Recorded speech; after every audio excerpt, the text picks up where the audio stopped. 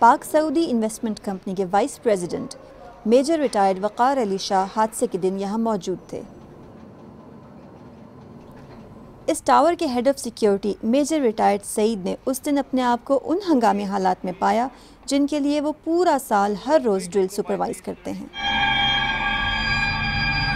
Building की तामीर के वक़्त से ही इसमें एक विंच मशीन भी नस्ब थी। विंच मशीन से विंडो क्लीनिंग और बिल्डिंग के नॉर्मल रिपेयर्स के काम लिए जाते हैं। 21 अगस्त 2008 we had a slight unfortunate incident.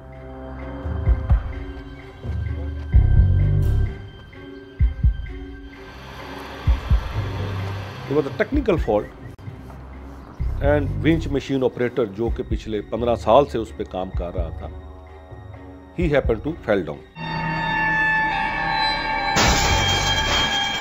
ये 18 फ्लोर पे काम कर रहा था और देखा कि इसका चूल्हा नीचे आ रहा है।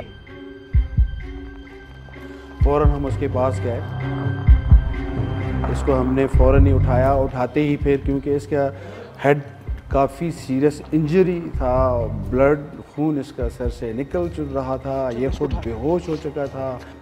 इसको उठाया और गाड़ी में डाला और फ़ौरन फिर मैं हॉस्पिटल में ले गया।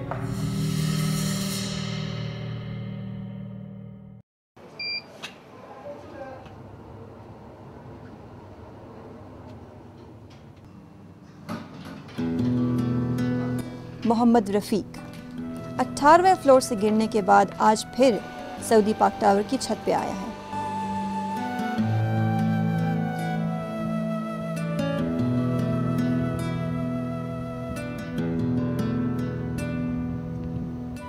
मैं 18 फ्लोर ते सी। 18 फ्लोर तो मशीन का राड टुटिया। मशीन का राड टुटिया तो मशीन फ्री हो गया, चूल्हा फ्री हो गया।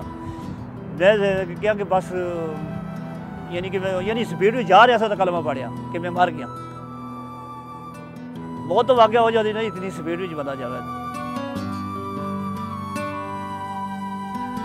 इस हादसे में रफ़ीक शदीद ज़ख्मी हुआ और 2 माह हस्पताल में रहा।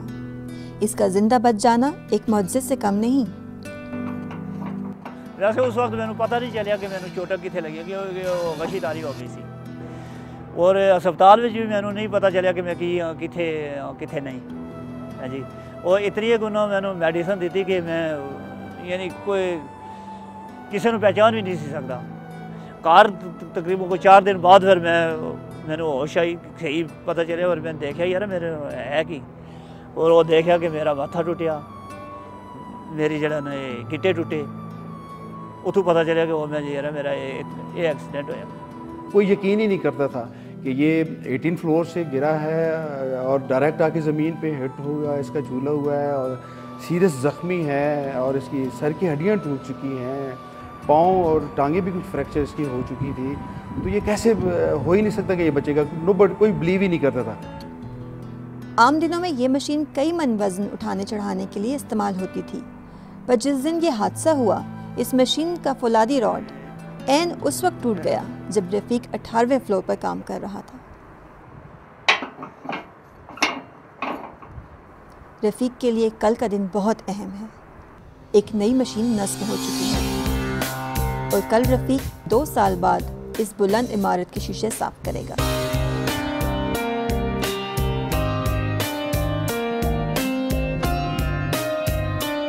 मैंने कितने लोगों क्या कह रहा कि वो मशीन नहीं आ गई तो उनकी झूले दे चढ़ से। मैं कह रहा मैनू तुसी बुज़दिल ना बनाओ, ये हादसे बार बार नहीं आते। हो गया हादसा हो गया बस। उनकी है कि मैं फिर यानी झूले तो टहला ही रहा ना, मशीन मजबूत थी।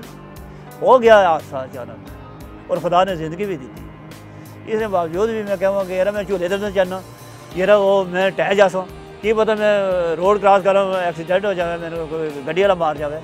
मौत तो हो गई ना, उत्थों भी मौत है तो इतने ही मौत है। लेकिन ये बुज़दिली नहीं, मैं कम कर सकूँ।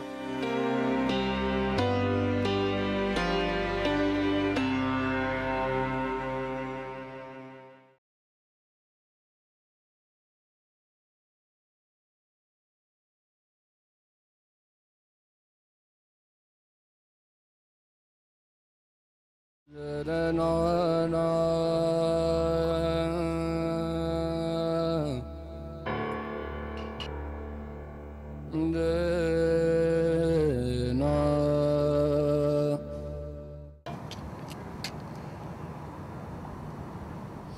एक लिहाज से खुशकिस्मत भी साबित हुआ कि मुनासिब इंतज़ामात की मौजूदगी में जहाँ इसको सही वक्त में हस्पताल पहुँचाना मुमकिन हुआ, वहीं इसके इदारे ने तनख्वाह के अलावा इलाज का तमाम खर्च अदा किया।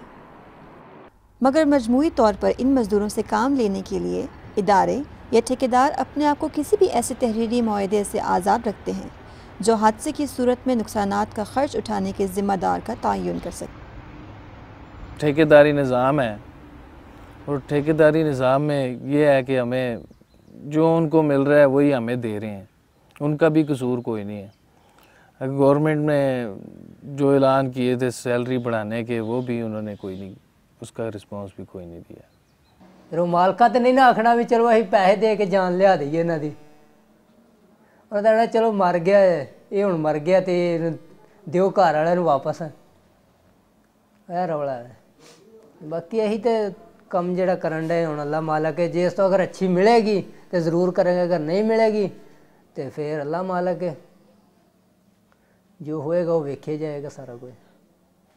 हमें तो हॉस्पिटल की भी फैसिलिटी नहीं है, अगर हमारी जान चली जाती है तो इसमें किसी ने कोई रिस्पॉन्सिबल कोई भी नहीं है हमारा। फ़र्ज़ करें हमारा कोई ऐसा हादसा हो जाता है तो हमारे साथ ऑफिस या गवर्नमेंट कोई किसी किस्म की कोई तावन नहीं करती। ज़ाहिर है हमारे घर वालों को तकलीफ़ होनी है, हमने खुद जो सेल्फ़ सर्विस जो भी करना है वो हमें करना पड़ता है। तो इसलिए यही है कि हमारे लिए इस किस्म की फैसिलिटी होनी चाहिए कि अगर हमें कुछ हो जाता है, खुदा ना खास्ता कोई ऊपर से नीचे गिर जाता है, इस किस्म की कोई चोट लग जाती है, उसके लिए हमें ये फैसिलिटी होनी चाहिए कि हमारा इलाज आसानी से हो सके। इंसानी दिमाग भी ऐसे माहौल में मुसलसल काम के असरात से महफूज नहीं रह पाता। अगर खाली जगह ते जाती है ना लिफ्ट, ਉਹਦੇ ਵਿੱਚ वजन घट पिछे, वो अगर वजन डिग पवे तो खुदा ना खास्ता लिफ्ट अगे नूं आ जाए, वो फिर बंदा भी नाल ही आ जाता थले।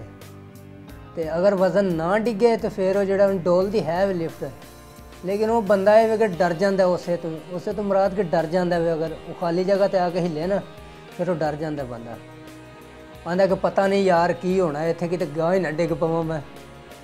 इतना ऊंचाई पे जाना, उस पे से नीचे बंदा देखे तो ऐसे ही सांस निकल जाता है बंदे का। Pakistan institute of medical sciences के head of psychiatry department doctor Rizwan Taj मुल्क के माने हुए साइकेट्रिस्ट हैं। उनकी राय में विंडो क्लीनिंग के साथ जुड़े हुए ख़तरात का नफ्सियात पे असर किसी भी बड़े हादसे का सबब बन सकता है। बेसिकली ये सेमी स्किल्ड या अंडर स्किल्ड लोगों में आती है, एक मजदूरी टाइप पेशा है जिसमें सफाइयाँ करते हैं। और दूसरा इसका मसला ये है कि रोज़ाना का ये ख़तरा है कि उनको हाइट पे जाना पड़ता है।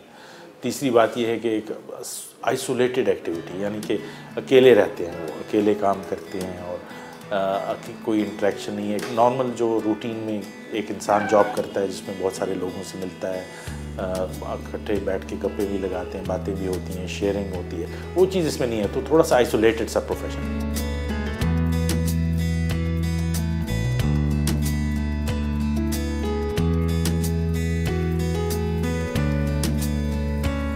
और आपके पास प्रॉपर सेफ्टी इक्विपमेंट नहीं है, और सबसे ज़्यादा जिसको पता है वो उसी बंदे को पता है जो वहाँ काम कर रहा है, तो वो फिर खौफज़दा रहेगा, डरा रहेगा, परेशान रहेगा, उसके जहन पे बहुत गहरा असर पड़ेगा और वो बेचैन रहेगा और वो गलतियाँ ज़्यादा करेगा और वो काम भी पूरी तरह सही तरह नहीं कर सकेगा।